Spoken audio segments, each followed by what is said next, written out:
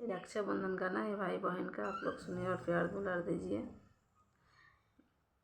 Last तक जरूर देखिएगा। सावन के महीना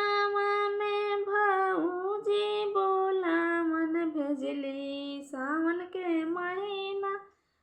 में भौजी बोला मन भेजली, आजा हो नाना दे,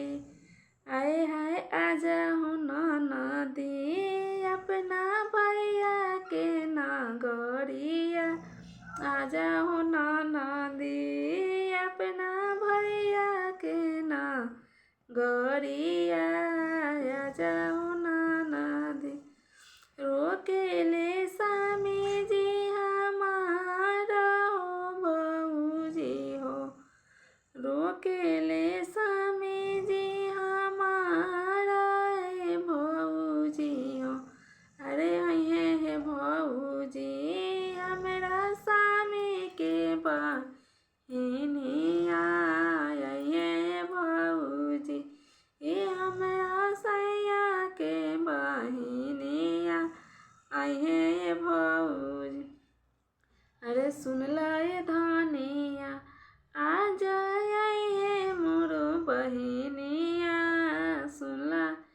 ए धनिया आ जाए हमरो बहिनिया,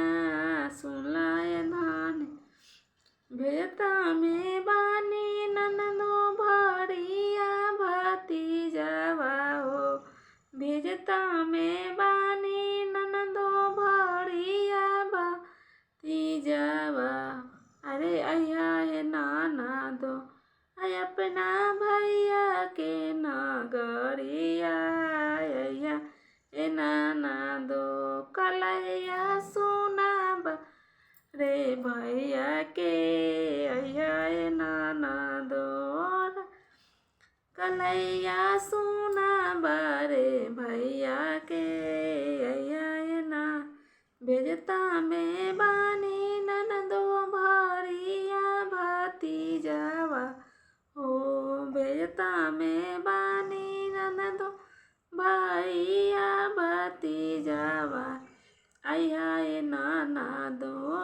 अपना भैया के नागरिया, अया